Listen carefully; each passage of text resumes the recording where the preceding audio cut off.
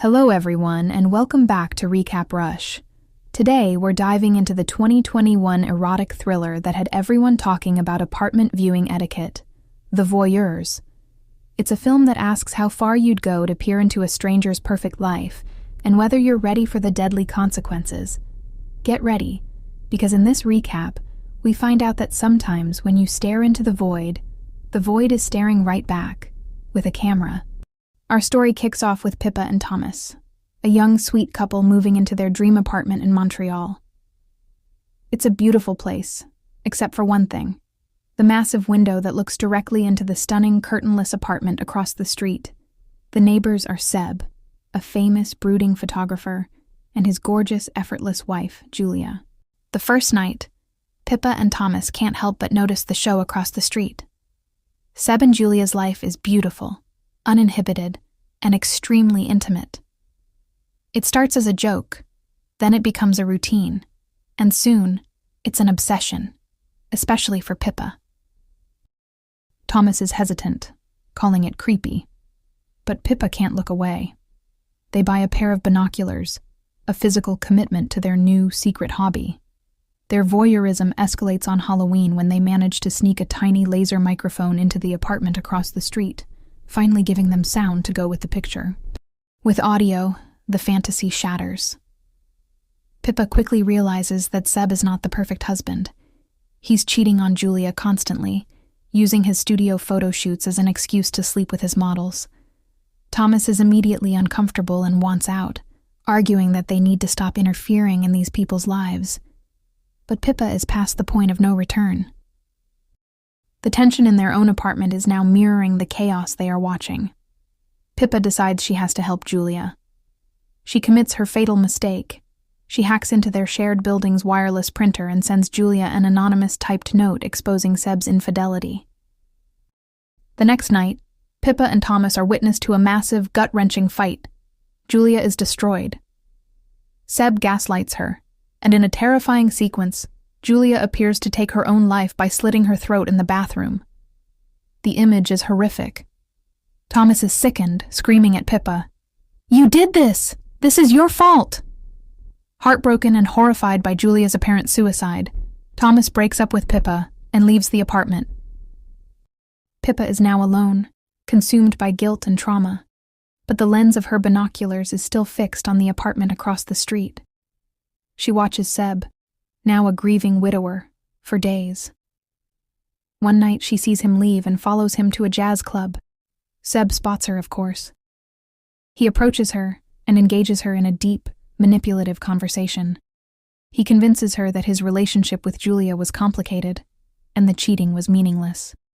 He's smooth, charming, and devastatingly handsome. Pippa is emotionally vulnerable, and in a moment of reckless desire, she agrees to go back to his apartment for a photo shoot. Across the street, in her old apartment, Thomas has returned to reconcile, ready to talk to Pippa.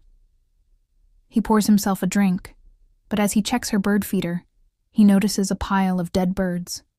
It's a chilling detail that's instantly unsettling, but before he can process it, he looks up and sees Pippa and Seb having passionate, intimate moment across the street. The shock is immediate. The next morning, Pippa returns to their apartment to find Thomas dead, hanging from the rafters. The police rule it a suicide. Pippa is devastated, her entire world destroyed. She tries to move on, taking a new job. But the mystery of Thomas's death, coupled with the dead birds she saw, keeps nagging at her. The climax begins when she is invited to Seb's new art gallery exhibition. The show, Seb's most ambitious work, is titled The Voyeurs. As Pippa watches the exhibition, she realizes the horrifying truth. The screens are filled with photos and video footage of her and Thomas, their arguments, their intimate moments, and the final moments of Thomas's staged suicide. Then, in the ultimate shock, Julia walks into the room, completely alive and unharmed. The entire thing, the cheating, the fighting, the suicide, was an elaborate month-long performance. Seb and Julia are actually manipulative sociopathic artists. They were watching Pippa and Thomas the whole time.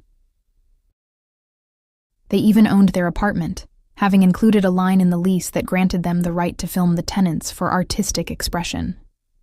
Julia had drugged Thomas's drink with a potent poison, and when he saw Pippa cheating, they staged his hanging, capturing her trauma for their art.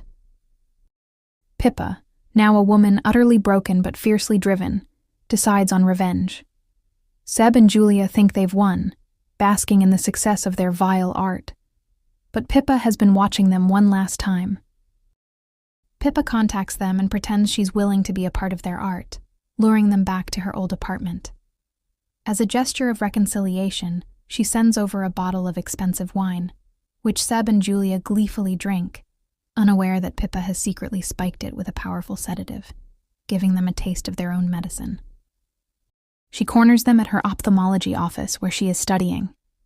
As the drugs kick in, she forces them into the examination room, strapping them down to the surgical chair.